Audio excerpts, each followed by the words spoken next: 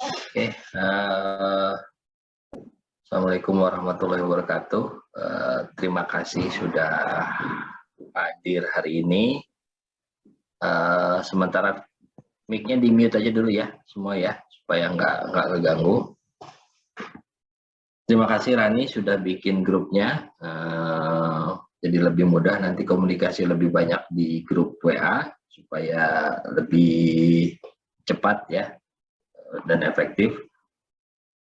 Pekerjaan atau tugas apapun, saya nanti share juga beberapa materialnya di grup WA, kemudian juga email nanti, ini share materinya saya di Google Drive, nanti saya share di email, tolong di grup WA-nya tulis email masing-masing ya. Itu biar saya lebih kenal, boleh dihidupkan videonya sebentar aja. Oke, Sena, yang lain boleh dihidupkan. Haidar, Randy, hidupin dulu aja Ren. Rani sama Norma, mungkin dihidupkan dulu sebentar.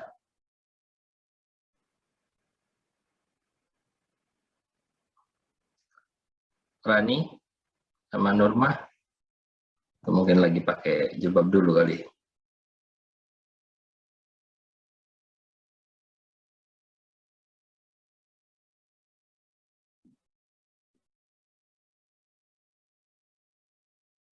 Oke, nanti kita susulkan aja lah. Makasih, bisa dimatikan aja supaya komunikasinya lebih bagus, bandwidth-nya juga lebih sedikit.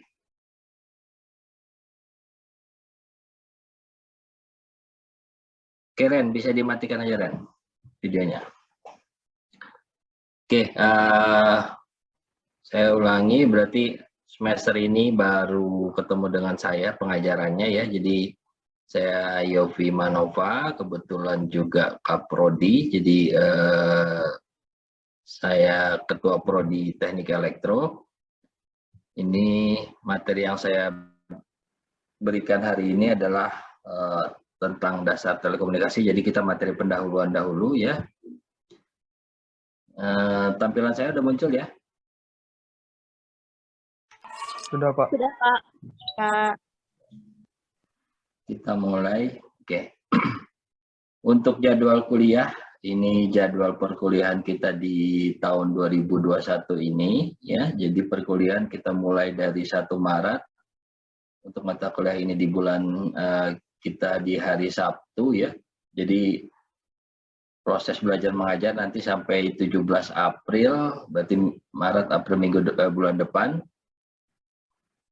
Kemudian nanti ada libur awal Ramadan, mulai dari 12 April sampai 13 April, ini 2 hari. Kemudian UTS di 19 sampai 24 April. Biasanya UTS-nya adalah online, nanti dijadwalkan kemungkinan sesuai dengan jadwal kuliah kita ya untuk UTS. Kemudian ada libur Idul Fitri 10 Mei sampai 22 Mei selama 2 minggu. Kemudian proses belajar lagi kita mulai di 26 April sampai 25 Juni. Ujian akhir di akhir bulan Juni sampai awal Juli. Kemudian biasanya ini ujian akhir semester yang untuk praktikum ya, untuk di 5 Juli sampai 10 Juli. Kemudian ada jadwal KKN bagi yang nanti ngambil, di sini belum ada, kayaknya belum KKN. Kemudian yang lain-lain ini adalah jadwal kalender akademik untuk universitas. Jadi mohon dilihat aja ini jadwal-jadwalnya, nanti untuk perkuliahan akan mengikuti jadwal proses belajar di sini. Oke, kalau di saya kurang lebih tata tertibnya seperti ini ya. Kehadiran, absensi minimal 80%. Kalau sakit ya tolong diinformasikan dengan jelas. Kalau secara akademis harusnya sih dilengkapi fotokopi ya. Nanti tolong diinformasikan di grup saja. Kemudian nanti ada beberapa kali mungkin nanti saya coba kuliah offline kalau sudah memang lebih leluasa ya. Jadi kita bisa sambil bertemu, sambil diskusinya lebih enak. Kalau berkuliah offline, datangnya mungkin tepat waktu ya, harus tepat waktu, memakai pakaian rapi, bersepatu, kemudian HP tolong dimatikan pada saat kuliah ya. Jadi kalau ada telepon penting, silahkan ke luar ruangan. Kemudian penilaian, nanti UTS kurang lebih 25%, UAS-nya 30%, dan ada makalah atau tugas 35%, dan kehadiran ada nilainya 10% ya. Jadi kalau misalkan kehadirannya 100% dikali 10%. Kalau 80% ya kali 10%. Gitu.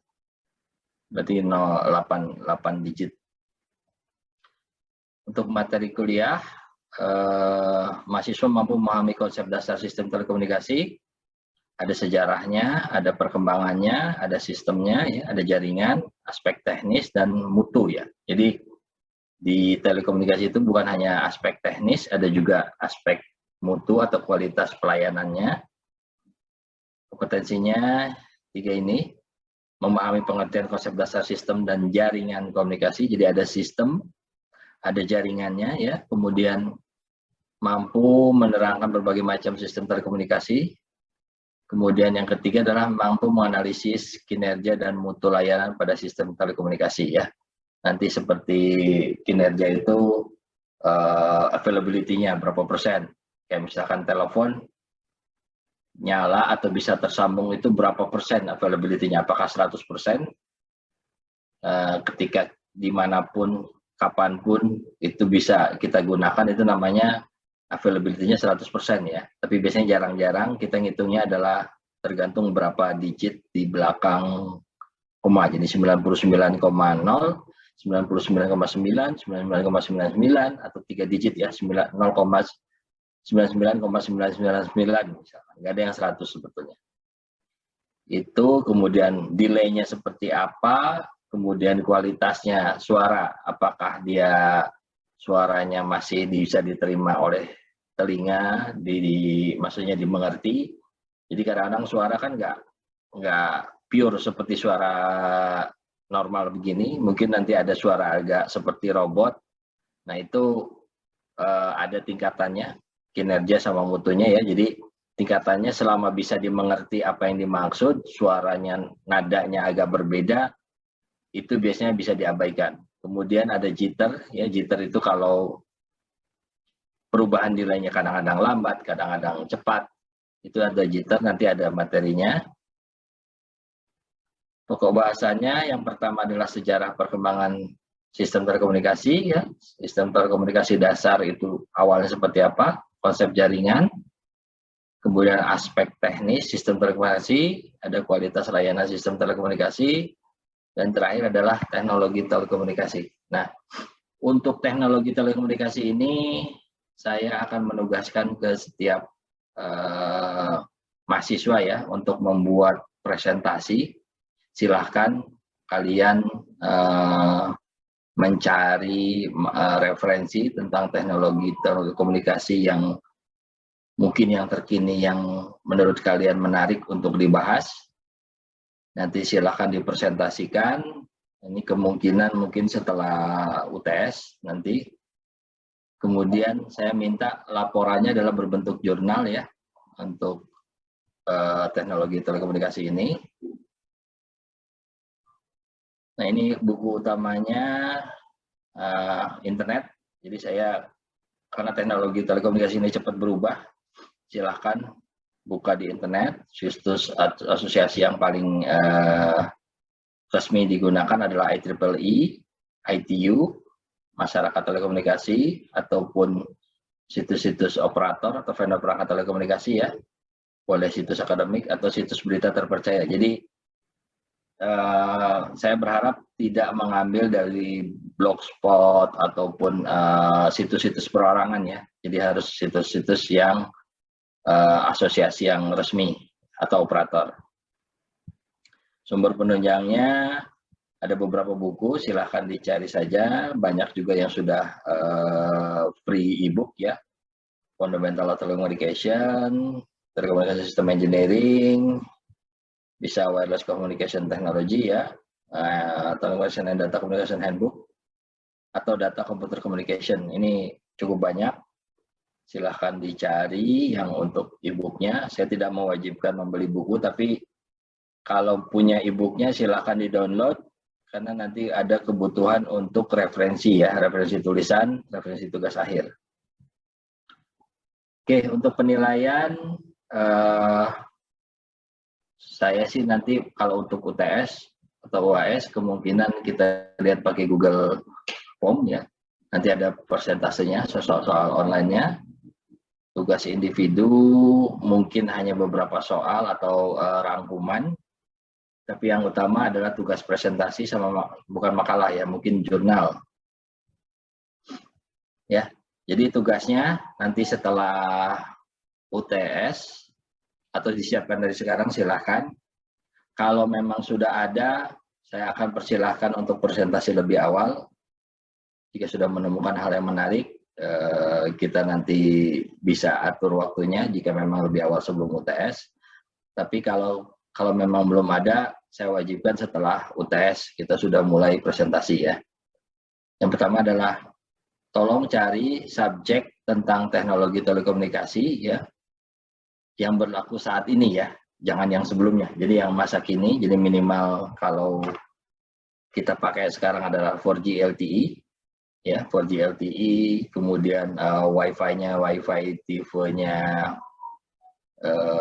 G ya, bukan yang A lagi. Kalau yang A udah lama, malah yang terbaru sudah ada AC, ada AX, itu silahkan dicek untuk dipresentasikan. Kemudian juga baik teknologi modulasinya ya, mau seperti apa, silahkan dicari, seperti misalnya teknologi MIMO, multiple input, multiple output ya. Jadi nanti tolong yang saya minta materi presentasi ya, PowerPoint maksimal 7 halaman ya. Jadi termasuk cover itu. Jadi kita membiasakan menjelaskan hanya materi-materi utama ya. Jadi key point yang harus dibahas. Dan untuk presentasi saya minta bahasa Inggris, meskipun nanti kalian agak terbata-bata, tapi ini saya wajibkan, kita sudah membiasakan bahasa Inggris dalam menyampaikan materi. Pertanyaan juga nanti dari teman-teman pakai bahasa Inggris, kita coba biasakan. Nah, kemudian makalah saya minta berupa jurnal ya, formatnya jurnal, jadi bisa 1 halaman sampai 3 halaman, dikumpulkannya sebelum UAS. Kalau memang cukup menarik, nanti saya anggap sebagai nilai UAS sekaligus. Kalau enggak ya nanti UAS akan ada soal tersendiri.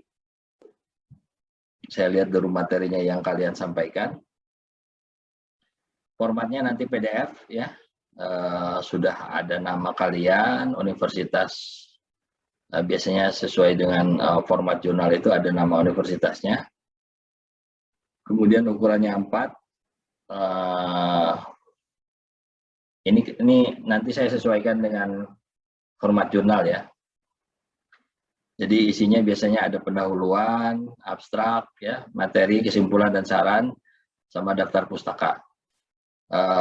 Kalau jurnal tidak wajib bahasa Inggris, tapi kalau bahasa Inggris saya beri nilai lebih 20 nilainya tambahan. Jadi kalau misalkan nilainya 80 berarti 100 ya. Kalau misalkan 100 ya tidak bisa ditambah lagi, tetap 100 sih sebetulnya. Jadi kalau misalkan nilainya kurang, materinya kurang bagus, asal bahasa Inggris akan saya tambah 20 nilainya.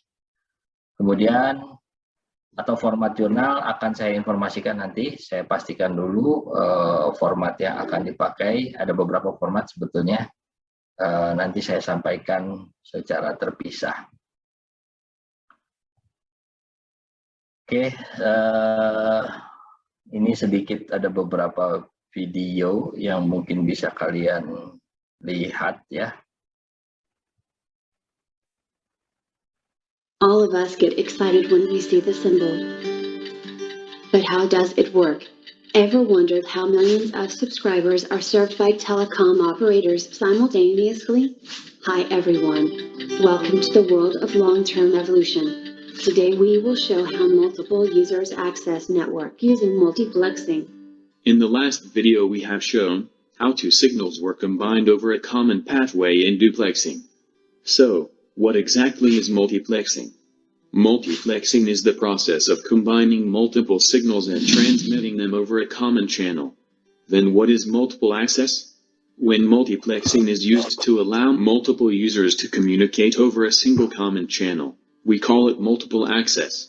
In other words, multiple access is nothing but the application of multiplexing.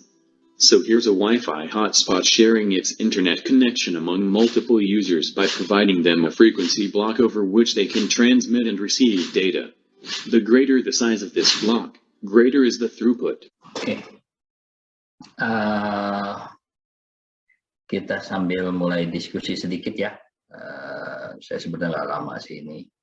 Tadi 40, ini 12 baru 50, baru 20 menit nih. Mungkin hanya 45 menit hari ini. Saya minta satu-satu deh, mungkin mulai dari sesuai urutan MN.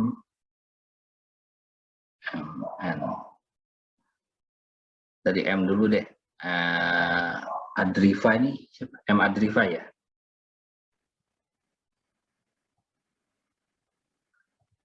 M Adrifa? Ya Pak. Boleh barusan kalau dilihat teknologi telekomunikasi ya. Jadi kesannya gimana mengenai teknologi telekomunikasi sekarang? Dari yang barusan. Kesannya paling buat teknologi zaman sekarang Pak, kemajuannya pesat banget gitu Pak. Terus? Sama canggih juga, canggih. Terus apa lagi? Berkembangnya lebih jauh dari kemarin-kemarin. Oke. Kalau panggilannya apa nih? Adrifa apa nih? Ya, panggil Adrifa Pak. Adrifa, biasanya dipanggil Dipong sih Pak sama teman-teman. Siapa? Dipong? Dipanggil Dipong. Dipong, oke. Nizar ada tadi, sebentar. Saya sambil absen ya. Nizar ada, Norma ada, tadi Randy ada ya? Ada Pak. Nggak kelihatan semua soalnya. Hadir, Sena ada. Yang nggak ada, Angga ya? Betul nggak? Angga Budiman ada nggak sih? Angga Budiman. Nggak ada ya? Nggak ada Pak. Oke. Saya simpan dulu seperti ini. Oke. Kalau yang lain coba ini Adrifa sudah. Haidar, coba Haidar. Ya Pak. Pendapatnya gimana? Pendapatnya sangat mudah Pak untuk melakukan komunikasi jarak jauh gitu. Mempermudah.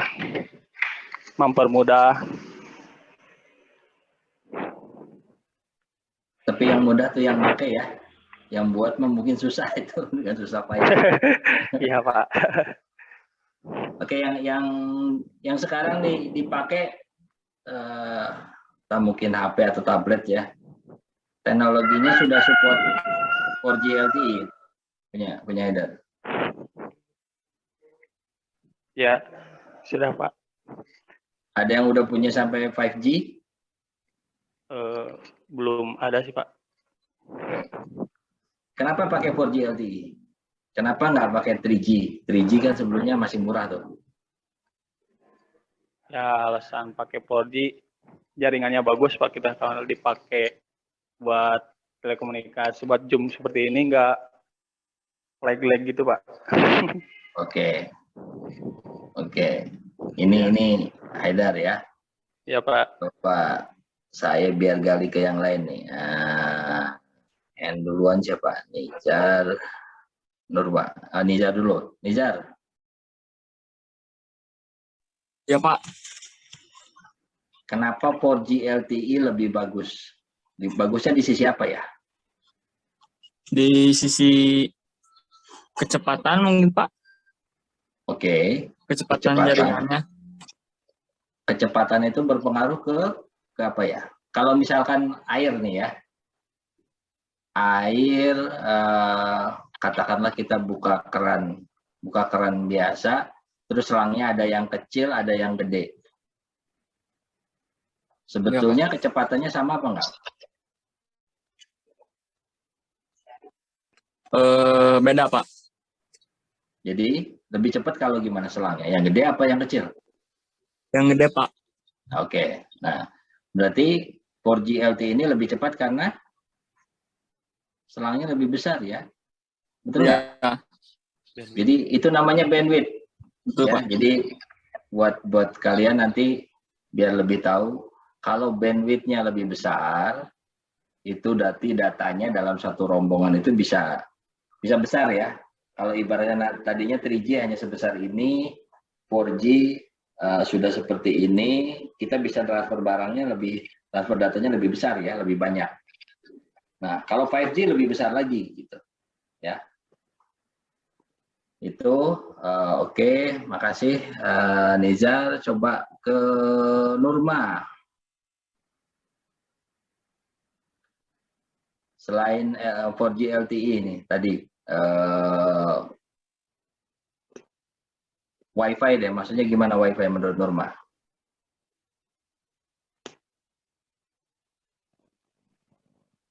Halo Nurma. Ya, Pak.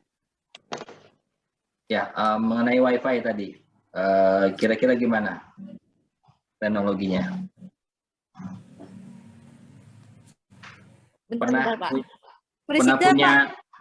Halo? Halo?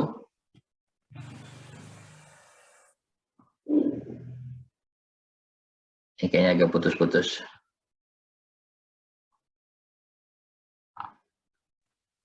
Putus-putus. MNOP. Halo, Pak. Ya. Ya, boleh sambil komentar deh. Nurma gimana mengenai Wi-Fi? Apa sih Wi-Fi? Kalau Gitu? mengenai Wi-Fi, tadi kan ya, wireless. Yang tadi, Pak. Iya.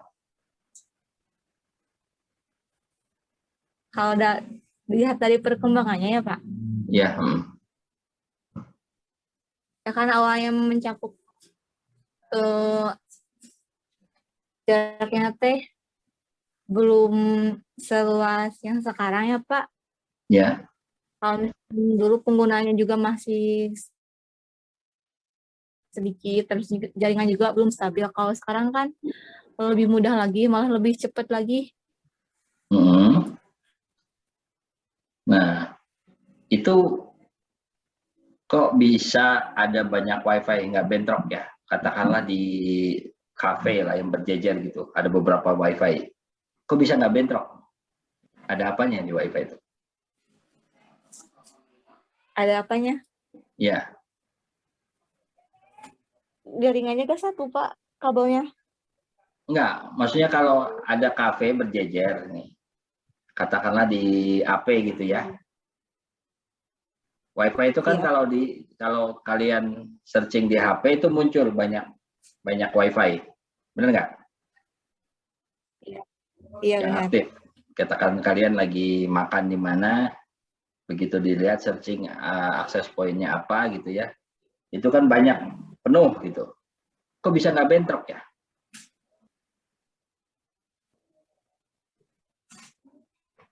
Kok bisa gak bentrok? Ya, pasti enggak, Pak. Soalnya kan beda.